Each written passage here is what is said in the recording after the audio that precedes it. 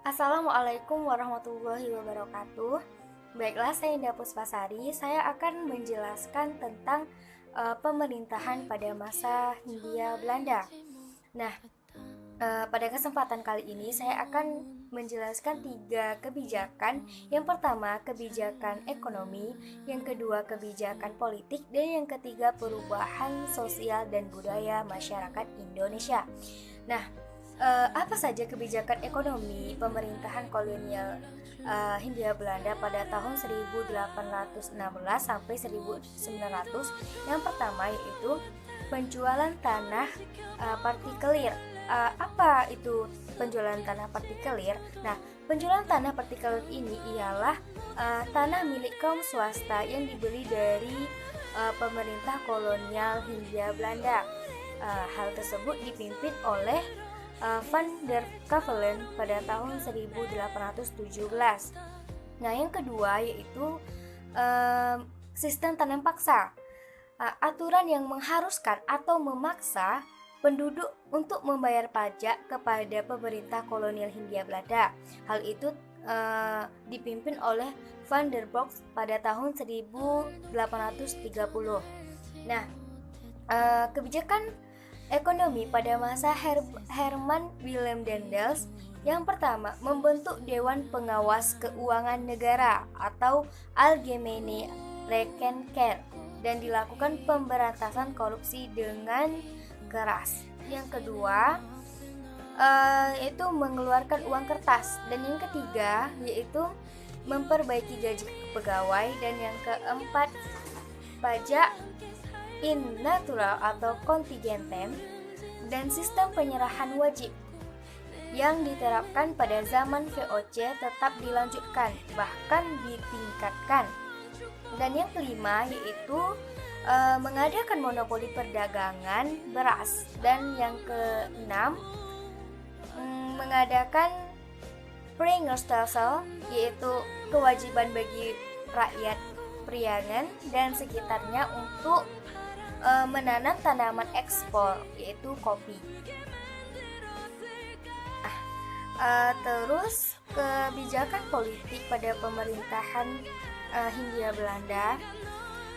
Yang pertama yaitu politik divide et impera, yaitu merupakan politik yang memecah belah dan menaklukkan yang diterapkan penjajahan Belanda.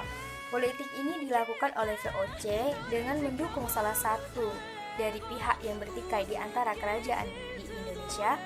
VOC akan membantu pihak ini, dan sebagai gantinya VOC akan mendapatkan wilayah kekuasaan dan monopoli perdagangan.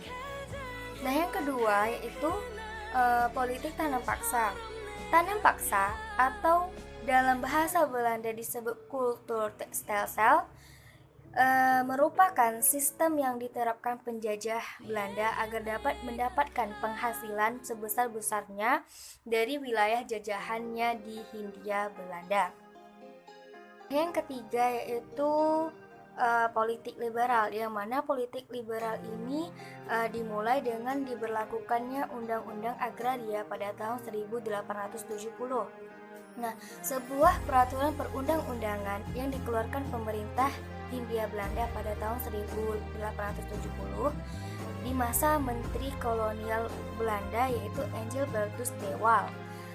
Dalam Undang-Undang Agraria ini, penguasa swasta dapat menyewa tanah milik pemerintah selama 75 tahun untuk dimanfaatkan seperti untuk perkebunan.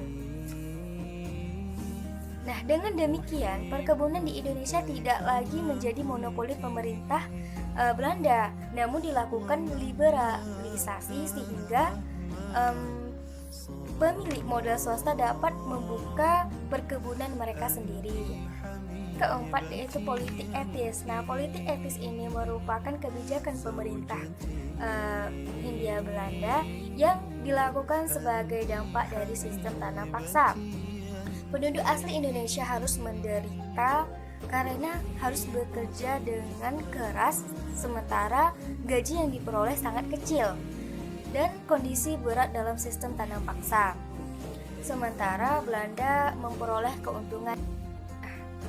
Politik etis juga didorong oleh desakan kelompok liberal di Belanda pada akhir abad ke-19 Masehi. Seperti Coran Theodor van Deventer, pemerintah Belanda menjalankan politik etis atau politik balas budi ini dalam 3 kebijakan yang disebut dengan Trias van Deventer, yaitu irigasi, edukasi, dan imigrasi.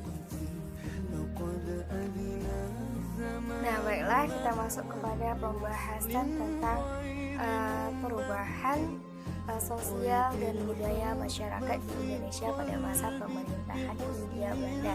Nah, tentunya kita penasaran apa sih perubahan sosial dan budaya masyarakat Indonesia pada saat itu. Nah, yang pertama, agama Katolik yang disiarkan oleh Franciscus Xaverius dan Alfonso de Castro memberikan pengaruh yang cukup luas di wilayah Asia. Yang kedua, di Maluku dan di Timur Timur serta Larantuka atau Flores Timur, banyak penduduk yang menggunakan nama-nama Portugis seperti Ferreira, Monteiro, Fernandes, da Silva, da Glover, Dona, Fransa, dan yang terakhir Senyora.